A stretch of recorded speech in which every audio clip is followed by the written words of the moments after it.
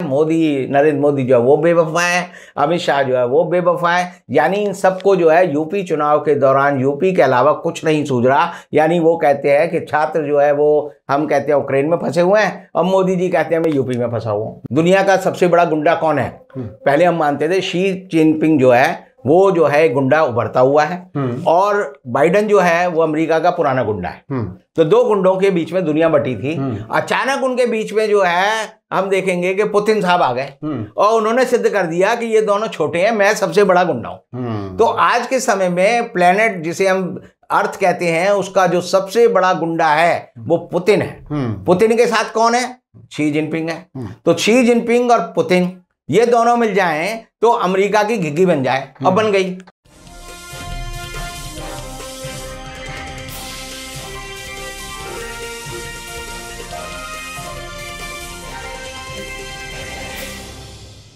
Hello, नमस्कार, आदाब, सत श्री अकाल और अस्सलाम वालेकुम। मैं हूं मोहम्मद अहमद काज़मी, लेकर आया हूं आपका पसंदीदा कार्यक्रम आपके रूबरू। आज संडे है और आज कुछ ऐसे इश्यूज पर बात करनी है जो वाकईन बहुत ही दिल को छूने वाले हैं। हमारे भारत के स्टूडेंट्स और कुछ दूसरे काम करने वाले लोग यूक्रेन में फंसे हुए हैं। भारत सरकार उन्हें नहीं ला पा रही है। खबरें इस हद तक भी हैं कि कुछ पैसा लिया जा रहा है उन बच्चों से, और उन बच्चों की तरफ से ऐसी रिक्वेस्ट भी आ रही हैं कि हम यहाँ पैसा कहाँ से देंगे, हमें लोन पर ही दे दो पैसा और टिकट हम इंडिया जा करके दे देंगे। तो उस किस्म की हालत में वहाँ पर हैं। जो तस्वीरें हमारे सामने आ रही हैं वो कीव में और दूसरे शहरों में हमारे स्टूडेंट्स मेट्रो स्टेशनों में नीचे जो 10, 20, 30 मीटर नीचे होते हैं वहाँ जा कर के अपनी जान बचाने की कोशिश कर रहे हैं। अभी तक ऐसे हालात नज़र नहीं आ रहे कि भारत सरकार उसमें बहुत ज़्यादा कुछ सीरियस है। हाँ, इस किस्म की बात है कि जो इंडियन एम्बेसी है उसने कहा है कि हम आप तैयार रहें पासपोर्ट के साथ, जहाँ भी हों हम आपको बताएंगे। और कुछ ये भी खबरें हैं कि पड़ोस के मुल्कों के बॉर्डर के रास्ते से निकालने की कोशिश की जाएगी, लेकिन अभी कोई नतीजा, कहीं कोई चीज़ सामने नज़र नहीं आ रही। और यूक्रेन जंग में हमारी क्या पोजीशन है, हमारी फॉरेन पॉलिसी क्या है, हम किसके इशारे पर क्या कर रहे हैं, क्या हम अपने आप ये फैसले ले पा रहे हैं, इसके बारे में बात करेंगे रविंद्र कुमार जी से। रविंद्र कुमार जी हर संडे को हमारे साथ होते हैं और बहुत ही बेबाक अंदाज में अपनी बात रखते हैं। राष्ट्रीय मामले हों, अंतर्राष्ट्रीय मामले हों, जिस तरह से वो देखते हैं वो एक नज़रिया है और उसको आप काफ़ी पसंद करते हैं। रविंद्र कुमार जी, वेलकम है आपका। मीडिया स्टार वर्ल्ड को आपने वक्त दिया। यूक्रेन छोटा सा मुल्क है जहाँ रूस ने हमला किया है। तकरीबन 20,000 हमारे स्टूडेंट्स वहाँ पर हैं। और मैं आगे बढ़ने से पहले बता दूं कि यूक्रेन या इस किस्म के मुल्कों में जो जाते हैं वो आमतौर पर वो जाते हैं जिन्हें यूके की वीज़ा नहीं मिल पाती, जिन्हें अमेरिका की वीज़ा नहीं मिल पाती और विदेश में वो पढ़ना चाहते हैं। ऐसी हालत में भारत सरकार का जो कुछ रवैया है, जो कुछ उन्होंने किया है या नहीं किया है, आप इसको कैसे देख रहे हैं? देखिए, देश के लिए ये बड़ी शर्मनाक स्थिति है कि हमारे 20,000 से ज़्यादा बच्चे यानी युवा हैं, लड़के लड़कियां, जो पढ़ने के लिए यूक्रेन में गए हुए हैं और यूक्रेन में वो फंसे हुए हैं। और भारत सरकार उनको हिंदुस्तान सुरक्षित वापस लाने के लिए किसी भी तरह से कोई हरकत करती हुई भी दिखाई नहीं दे रही। आपको याद होगा जब 1991 में खाड़ी में संकट हुआ था, तब उस समय तकरीबन 1,80,000 लोगों को भारत सरकार ने एयरलिफ्ट किया था और उनको हिंदुस्तान लाए थे। तब का भारत जो है बहुत पिछड़ा हुआ भारत था। आज जो है आप देखिए पूरे गुजराल बाकायदा गए थे फॉरेन मिनिस्ट्री के जो एडिशनल सेक्रेटरी थे वो गए थे और वो लेके आए सबको। हमने सबको वहाँ से इवैक्यूएट किया। और आज जो है 30 साल बाद भारत सरकार की हालत ये है, जिसके लिए हम कहते हैं कि नया भारत है, आत्मनिर्भर भारत है, वो उन छात्रों को वापस लाने के लिए तैयार नहीं है। और तैयार इसलिए नहीं है कि हमारी जो नेशनल एयरलाइंस थी, इंडियन एयरलाइंस, एयर इंडिया, वो भारत ने बेच दी। और बेचने के बाद जो है अब उसकी कोई जो कहते हैं राष्ट्रीय जिम्मेदारी नहीं है कि उन बच्चों को लाए। मैं हिसाब लगा रहा था कि बच्चों से कहा जा रहा है कि 30,000 रुपये आपके आने के लिए खर्च होंगे। तो 20,000 बच्चों को अगर आप जोड़ लें तो टोटल खर्च बनता है 60 करोड़ रुपए। 60 करोड़ रुपए हिंदुस्तान जैसा मुल्क अपने 20,000 नागरिकों को बचाने के लिए खर्च करने के लिए तैयार नहीं। और भारत सरकार के पास ऐसा नहीं है कि फंड नहीं है, पीएम केयर फंड है, उसकी जगह दूसरा फंड मोदी जी ने बनाया था जो कि कोरोना के काल में, जिसमें 9,000 करोड़ रुपए आज भी रखे हुए हैं।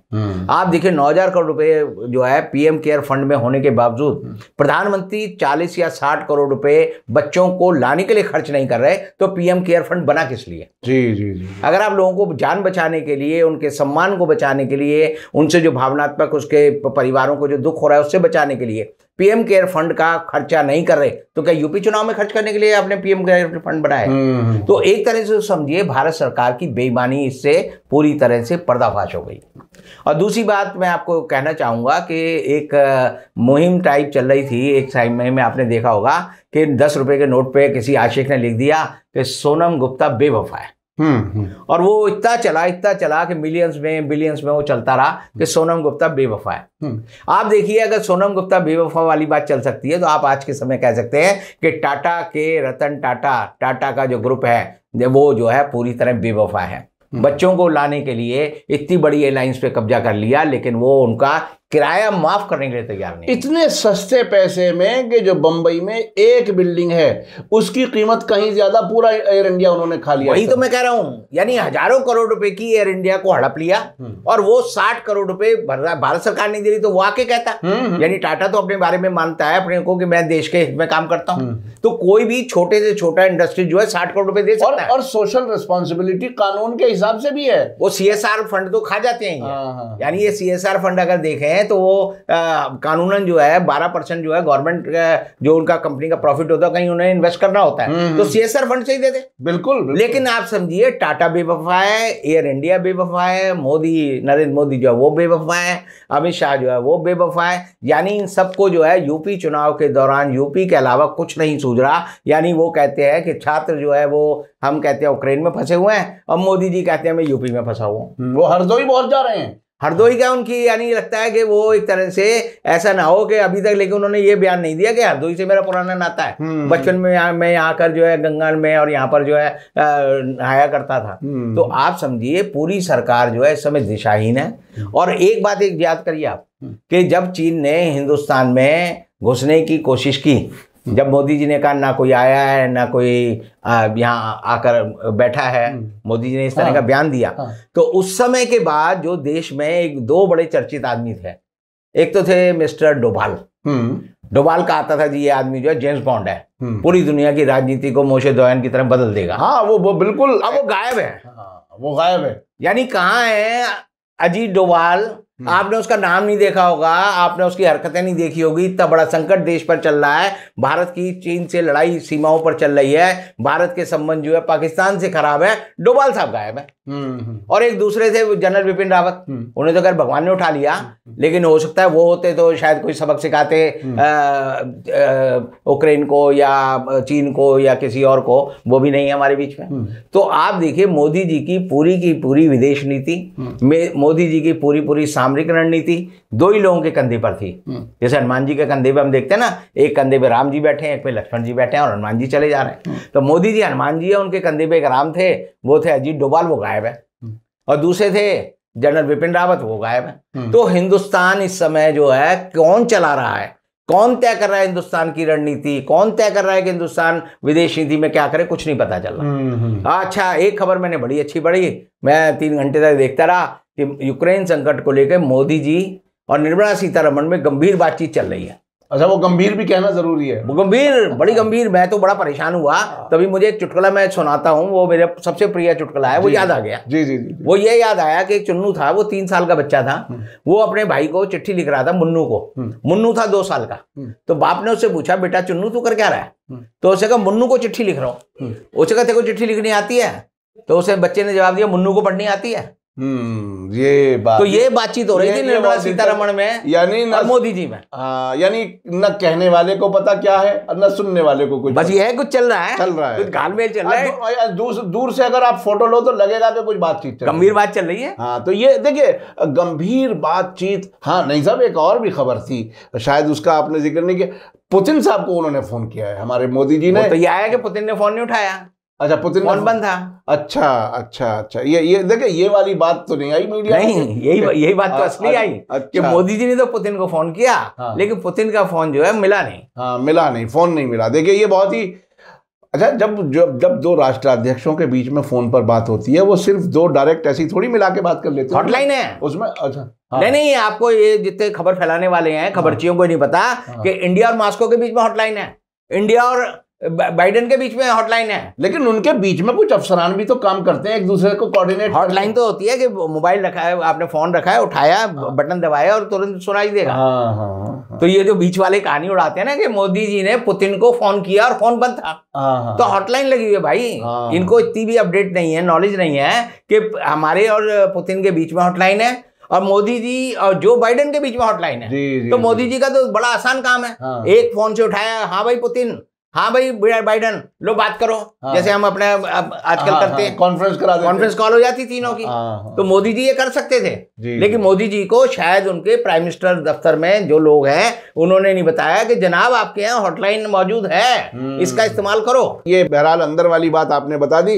अच्छा, अब ये बताइए कि जो चीन, जो अब चीन के बारे में भी जो बात आप कर रहे थे, जब अगर हमारे विदेश और रक्षा की जो पॉलिसी है उसमें कहीं कुछ मजबूती नज़र नहीं आ रही, ये नज़र नहीं आ रहा कौन फैसला कर रहा है, क्या कुछ हो रहा है, तो अब ऐसे संकट में जैसे इलेक्शन हो रहे हैं, इस बीच में कुछ और भी हो सकता है। चीन की तरफ से खबरें आई थी, अरुणाचल प्रदेश में गांव बसा लिए, इधर लद्दाख में भी बहुत सी चीज़ें ऐसी आई हैं जिसको अक्सर भुलाने की कोशिश की जाती है। ऐसी सूरत में देश को कौन चलाएगा, फिर क्या होगा? देखिए, चलाने का ठेका मोदी सरकार ने दो लोगों को दे रखा है। हमारी विदेश नीति कौन बनाता है? हमारी विदेश नीति अब साउथ ब्लॉक में नहीं बनती, अब हमारी विदेश नीति बनती है विवेकानंद फाउंडेशन में, जिसका दफ्तर चाणक्यपुरी में है, और एक जो है ऑब्जर्वर रिसर्च फाउंडेशन है, उसमें बनती है। और उसमें रॉ वाले भी शामिल होते हैं, आईबी वाले भी शामिल होते हैं, रिलायंस का एक ऑब्जर्वर ग्रुप है वो भी शामिल होता है, और ये सारे मिलके जो है हौच पौच सी करके बैठ गए। और इन्हें लगता है कि जैसे हिंदुस्तान में आपने अंजना ओम कश्यप को कह दिया कि तुम भोंपू की तरह बात बोल दो, या दीपक चौरसिया को कह दिया, या रिपब्लिक टीवी के गोस्वामी को कह दे भोंपू की तरह बात बोल लो और दुनिया मान लेगी। दुनिया हिंदुस्तान की जनता की तरह बेवकूफ़ नहीं है, जिनको ये समझते हैं कि 5, 7, 10 चैनलों से कुछ ही बात सुनाकर ये दम भर सकते हैं कि मोदी सर्वशक्तिमान नेता है। आप देखिए हमारी हैसियत आज के समय में, जैसे कि रशिया ने बड़े आराम से यूक्रेन पर कब्जा करने की कोशिश की और कर लिया है, इसी तरह एक दिन पता चलेगा कि चाइना ने जो है ताइवान पे कब्जा कर लिया, कर लेगा तो आप क्या बिगाड़ लोगे। और हम कहते हैं कि जैसे वो हमारे यानी अरुणाचल में ही आ गया तो हम क्या बिगाड़ लेंगे, क्योंकि आज के समय में जो दुनिया की धुरी है, दुनिया का सबसे बड़ा गुंडा कौन है? पहले हम मानते थे शी जिनपिंग जो है वो जो है गुंडा उभरता हुआ है, और बाइडेन जो है वो अमेरिका का पुराना गुंडा है। तो दो गुंडों के बीच में दुनिया बटी थी, अचानक उनके बीच में जो है हम देखेंगे कि पुतिन साहब आ गए और उन्होंने सिद्ध कर दिया कि ये दोनों छोटे हैं, मैं सबसे बड़ा गुंडा हूं। तो आज के समय में प्लेनेट जिसे हम अर्थ कहते हैं, उसका जो सबसे बड़ा गुंडा है वो पुतिन है। पुतिन के साथ कौन है? शी जिनपिंग है। तो शी जिनपिंग और पुतिन ये दोनों मिल जाएं तो अमेरिका की घिग्गी बन जाए, अब बन गई। यानी बाइडेन जो है चू चू चू चू चू तो करते हैं। नहीं, कुछ लोगों का ये कहना है कि साहब आप हफ्तों से जो बाइडेन साहब बार बार ये कह रहे थे कि साहब अब बस हमला होने वाला है, बस हमला करने वाला है, वो बार बार कहता नहीं साहब हम हमला नहीं कर रहे, हमने तो अपने हमारे फौजी हैं यहाँ। तो उकसा करके यूक्रेन के प्रेसिडेंट से भी बहुत से बयान दिलवा दिए। कुछ लोगों का ये कहना है कि अमेरिका और उस जैसे उसके साथी नेटो वाले मुल्क वो ऐसे फरार हो गए जंग को देखते ही जैसे किसी शेर के सामने बकरा छोड़ दिया गया हो और खुद मचान पे चढ़ गए। आप इसे किस तरह से देख रहे हैं? आप देखिए, दुनिया ने पहले विश्व युद्ध और दूसरे विश्व युद्ध के बाद यूनाइटेड नेशंस नाम की एक संस्था बनाई, और उस संस्था में 5 चौधरी थे। एक अमेरिका था, एक ब्रिटेन था, एक फ्रांस है, एक चीन है, एक रूस है। अब 5 चौधरी जो है पूरी दुनिया का फैसला करते थे। पांचों ने चौधरियों ने तय किया कि इराक को बर्बाद कर दो, झूठे आरोप में तो बर्बाद कर दिए, सैंक्शन लगा देते थे किसी पे भी, और वही उनकी ताकत थी।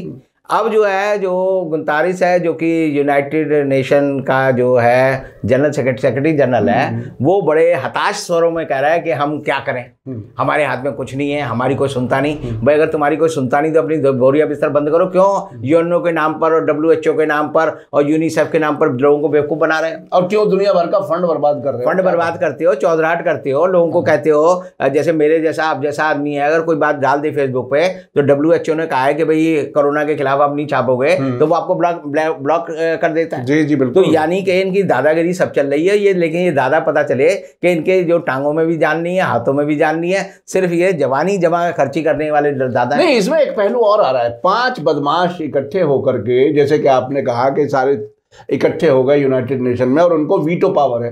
अब इन 5 में आपस में लड़ाई शुरू हो गई।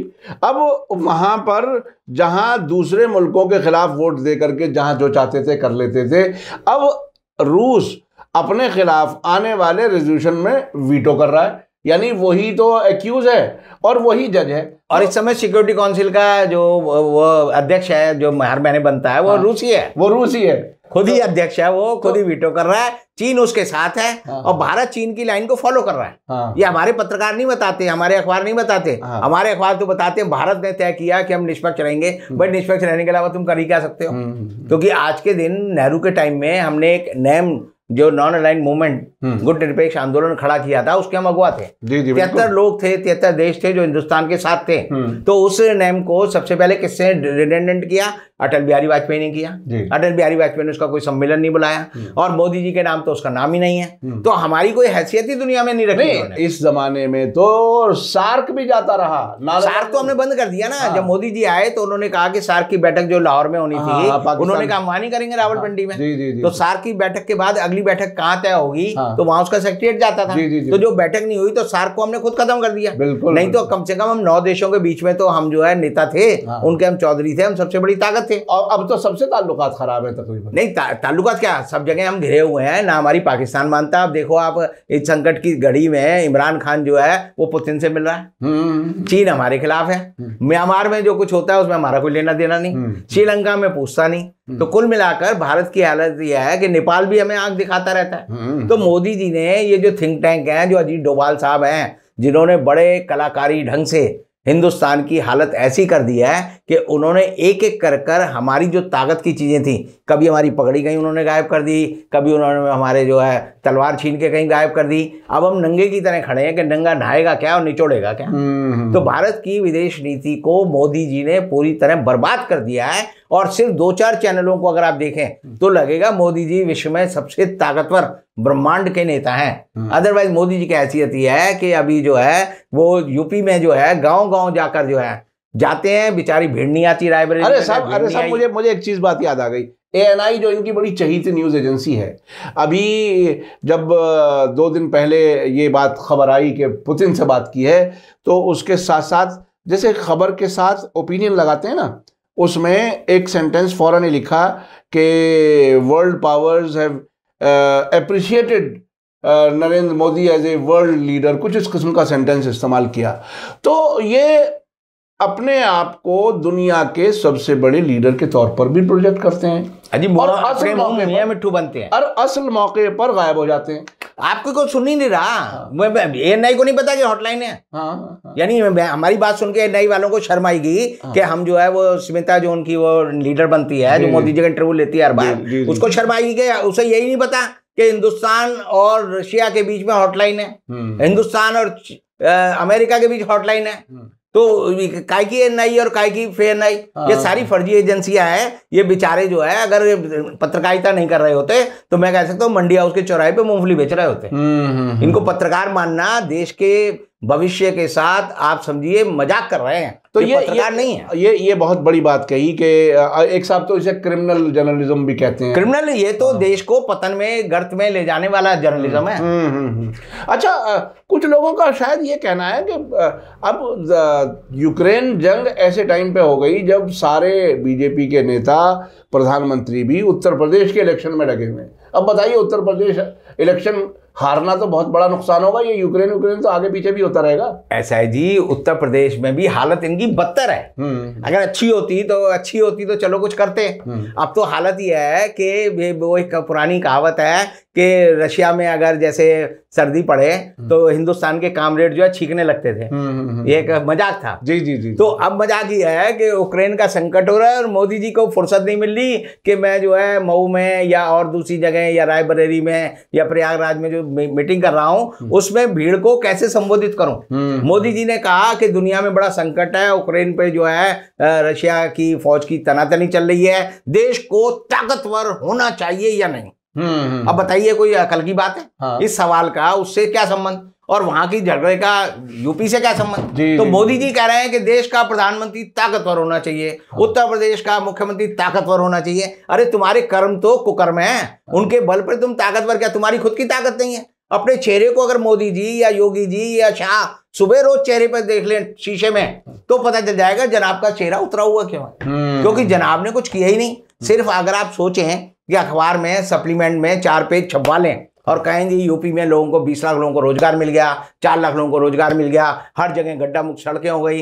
हर जगह जो है रोशनी आ गई। जहाँ आदमी जमीन पे जाता है, जो यूपी का आदमी जो जमीन पे रहता है उसे तो पता है कि बाहर जो है खड्डा है।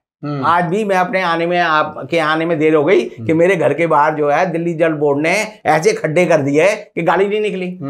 तो मेरे को 4 घंटे की देरी हो गई। तो आप समझिए उत्तर प्रदेश के लोग तो इसको रोज भोग रहे हैं। पूरा नरक अगर पृथ्वी पर कहीं है तो मैं कहूंगा उत्तर प्रदेश आज के समय में है। उसके बारे में नेशनल क्राइम रिकॉर्ड कहता है कि सबसे नंबर 1 टॉप पे क्या है अपराधों में, यूपी है। बच्चों पे बलात्कार और बच्चों के साथ उत्पीड़न के मामले में कौन सा सबसे 5 राज्यों में सबसे बड़ा राज्य कौन सा है? यूपी है। तो यूपी में औरतें सुरक्षित नहीं है, आदमी सुरक्षित नहीं है। सिर्फ बीजेपी की कुछ नेता, महिला नेता जरूर कहते हैं हम बड़ी सुरक्षित हैं, जिनके बारे में आपने देखा होगा कि अमित शाह ने कहा था कि 16 साल की लड़की रात के 12 बजे पूरे जेवर पहनकर लखनऊ की सड़क पर निकल सकती है। मैं कहता हूँ गाजियाबाद की सड़क पर नहीं निकल सकती, नोएडा की सड़क पर नहीं निकल सकती, कुछ भी पेल दो। यानी झूठ बोलने में अगर ये बात की जाए कि झूठ बोलने की कोई सजा हो तो मैं कहूंगा अगर झूठ बोलने की ये सजा हो कि प्रधानमंत्री झूठ बोले तो उसे 1 घंटे की सजा मिलनी चाहिए। तो मोदी जी को 8 साल में 8 साल की सजा मिलेगी। सारे घंटे जोड़ लो आप तो उतने झूठ मोदी जी बोल चुके हैं, उतने झूठ अमित शाह बोल चुके हैं, उतने झूठ जो है हमारे योगी जी बोल चुके। जी जी जी जी। तो अभी अब क्या आखिर, क्योंकि मैं आपसे हर बार इसलिए पूछता हूं ये सवाल कि अब कुछ आपकी सोच में कोई तब्दीली आई है? अब ये 5 जो रिजल्ट आने वाले हैं 10 मार्च को, आप अब क्या सोचते हैं, क्या कुछ होने वाला है? देखिए, मैंने सबसे पहले अगस्त में कहा था 5 राज्यों में ये हारेंगे। अगस्त से लेकर अब जो है 6 महीने हो गए हैं और हालत इनकी रोज दिन पे दिन बद से बदतर होती जा रही है। यानी कि आप देखिए, लोगों को ये था कि पश्चिम उत्तर प्रदेश के बाद ये संभलेंगे, जब दूसरे चरण का होगा फिर तीसरे चरण का होगा। अब अयोध्या का चुनाव कल है तो मैंने आपको याद होगा पहले कहा था कि अयोध्या में जो राम मंदिर का शिलान्यास मोदी जी ने किया है वो गलत समय में किया है, उसकी वास्तु गलत है। और मैंने तब कहा था कि इस राम मंदिर का मुद्दा जो है गायब हो जाएगा। आज गायब हो गया, उसकी वास्तु मोदी जी ने इतनी खराब है। फिर मोदी जी ने, मैंने आपको, और आपने ये भी कहा था कि मंदिर कभी नहीं बनेगा, कभी नहीं बनेगा, लोग जाएंगे नहीं वहां क्योंकि सरयू को श्राप है। सरयू में भगवान राम और लक्ष्मण ने आत्महत्या की, उसको श्राप है। दूसरा, मैंने जब आपको कहा था, जब ये देश में नई पार्लियामेंट की नींव रख रहे थे तब मैंने कहा इसकी वास्तु खराब है, मोदी जी संसद को संबोधित करने लायक नहीं रहेंगे और हर 6 महीने में नया प्रधानमंत्री बनेगा। तीसरी बार मैंने आपको कहा था जब इन्होंने 22 फरवरी को अमर जवान ज्योति बंद करके नई ज्योति शुरू की थी, मैंने कहा इससे इसकी वास्तु और खराब है। चौथी बात मैं आज फिर कह रहा हूं कि जो इन्होंने दिल्ली में 75 बड़े बड़े झंडे गाड़ दिए हर चौराहे पे, और उससे पहले मोदी सरकार ने 17 जगह झंडे गाड़ दिए, टोटल जो है 92 जगह झंडे गाड़ दिए दिल्ली में। उससे दिल्ली की वास्तु इतनी खराब हो गई है कि दिल्ली के राज का कोई भी दबदबा पूरे हिंदुस्तान या पूरी दुनिया में नहीं रहेगा। ये बहुत बड़ी बात है। आप चूंकि वास्तु के भी एक्सपर्ट हैं और बहुत लोगों को बहुत चीज़ें बताते हैं, उस तरफ हम ज़्यादा नहीं जाना चाहते, लेकिन जो सियासी बातें जो अब तक उन्होंने कही हैं वो उस पर आज भी टिके हुए हैं और 5 राज्यों में भाजपा हार रही है, ये बात आपने फिर कही। बहुत बहुत शुक्रिया रविंद्र कुमार जी, आपने समय दिया। हमने शुरुआत की थी यूक्रेन में जो हमारे भारतीय भारतीय बच्चे हैं वो उन्हें भारत सरकार वापस नहीं ला पा रही। एयर इंडिया बेच दी, अब एयर इंडिया की कोई जिम्मेदारी नहीं रही। इतनी बड़ी रकम पीएम केयर में होने के बावजूद 40 या 60 करोड़ रुपया नहीं खर्च कर रही है सरकार अपने 20,000 लोगों को वापस लाने के लिए। तो किस किस्म की सरकार है? आपने ये भी बताया कि विदेश और रक्षा जो पॉलिसी है वो अब मंत्रालयों में नहीं बल्कि विवेकानंद फाउंडेशन और ऑब्जर्वर रिसर्च फाउंडेशन में ORF में तय होने लगी है। तो हम किस तब्दीली के दौर से गुजर रहे हैं ये समझने देखने की बात है। सबको इंतज़ार है कि 10 मार्च में क्या कुछ होगा। हमें, आपको, सबको इंतज़ार है। देखते हैं आगे क्या क्या होता है। बहुत बहुत शुक्रिया। इसी के साथ मुझे दीजिए इजाज़त। धन्यवाद, शुक्रिया। जय भारत, जय हिंद। मीडिया स्टार वर्ल्ड के और वीडियो देखने के लिए हमारे चैनल को सब्सक्राइब करें और सीधे नोटिफिकेशन पाने के लिए बेल आइकन दबाएं। और अगर हमारी खबर सच्ची और अच्छी लगे तो अपने व्हाट्सएप, इंस्टाग्राम, फेसबुक और ट्विटर अकाउंट पर जरूर शेयर करें।